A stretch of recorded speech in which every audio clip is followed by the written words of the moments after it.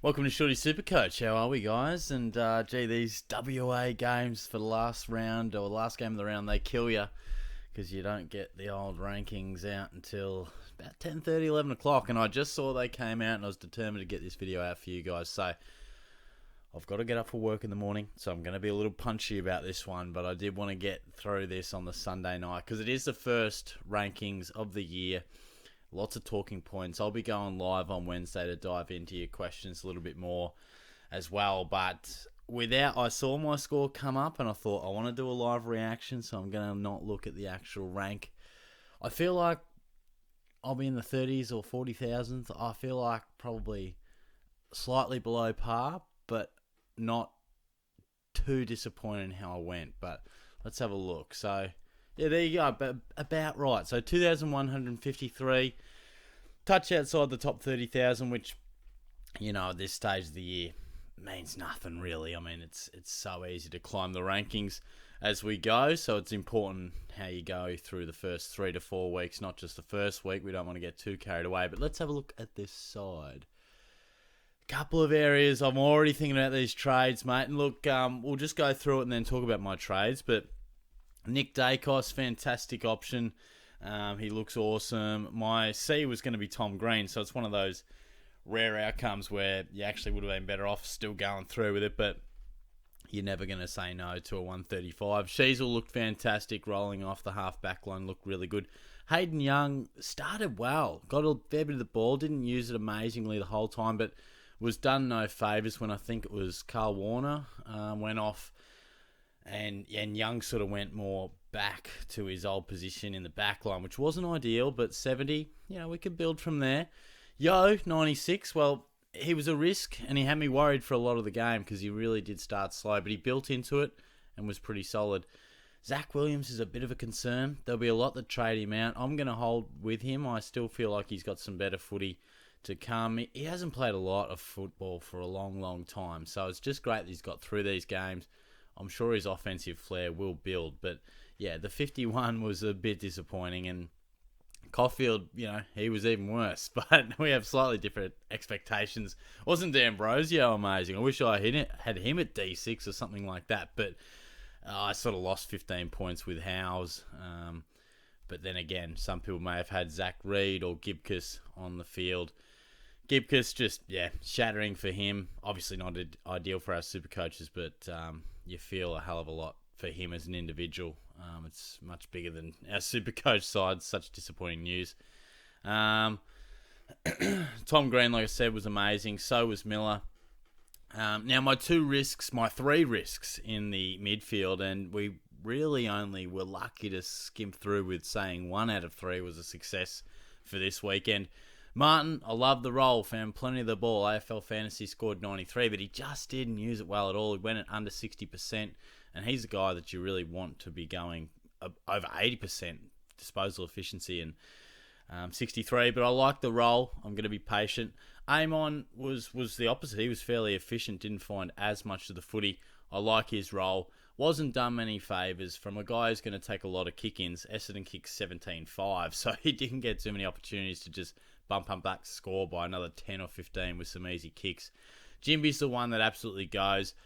I sort of hitched my wagon to this guy throughout the preseason, and I like to have a bit of a pod, and I wanted to go with it, and, we're doing this for a bit of fun at the end of the day. He was always risky, but the role was worse than I even anticipated. I thought he would clearly be the third midfielder for the Eagles. I know he missed a little bit with concussion protocols, but I thought once he was right, he'd be in there with Yo and Kelly. But it was more so Reed and Duggan. And a lot of the time, Jimby was actually starting on a wing and then coming in. Had a fair share of centre bounce, but wasn't what we're after. So he'll get turfed. Berry was solid. McKercher looked classy. He's going to ton up anytime soon.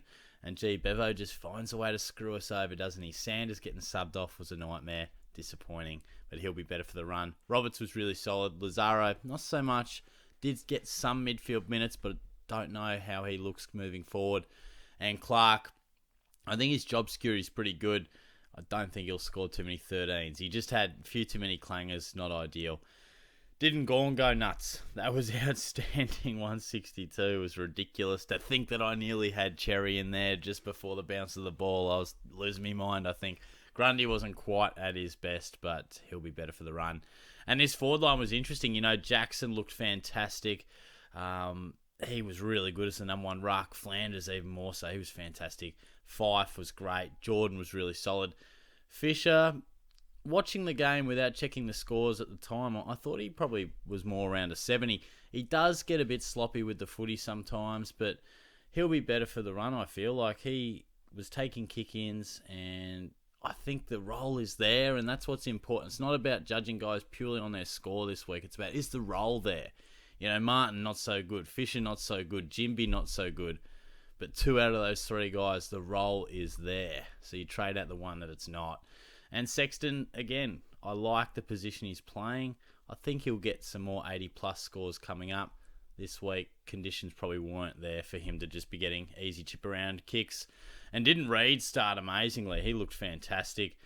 He's going to be a class act. I certainly want to get him on the field pretty soon. And Wilson chimed in with a couple of goals to eke out a 66. Now, how are we going for time? Yeah, we got time to talk some trades. So, basically, I have Jimby in the gun, and in terms of players that need to come in, D'Ambrosio, and I think Billings puts himself on the radar. Clearly, Gibcus has to go. Now, Billings, after being sub and being out of many teams, he finds himself at a good price, and he comes off, I think it was a 117 or a 119. So we got 40 trades, so I want to be hasty in some of these decisions. So I'm thinking Jimby down to Billings, because Gibcus just has to go to D'Ambrosio. Now, some people will go Williams to D'Ambrosio, but I don't have enough confidence in this D6 position. I voiced it as a concern pre-season that it's going to be a lottery whether you field Gibcus or Caulfield. All these taller, more defensive style forwards, they'll have their days, but picking the right one can be a nightmare. So I think we want Williams and D'Ambrosio as our D5 and D6. I feel a bit more confident with that. So I want it. That's where my thought process started. I wanted to find coin for Gibcus to D'Ambrosio. I clearly need about 60 or 70k extra with what I've already got in the bank. And I thought, look, normally I'd be a bit more patient. I'd be like, you've invested, you've thought all pre-season, give Jimby time, but the role was off, and I need to find coin. And none of these other guys I want to trade out. So, and the fact that Billings played round 0 means that his price is about to move. So we've got to move quickly. So I'm going to free up that 100-odd thousand to give me about 110, 120 in the bank, I think. And D'Ambrosio will come in. I'll have about 45, 50k-ish left over, and that'll be the first couple of trades of the year. So hopefully we can build from there. I mean, Raul is looking amazing. Who's the other one who's a bit sort of running hot for Ream? Who's the... Heaney. Heaney's the other one. So, look, that's another one I could consider.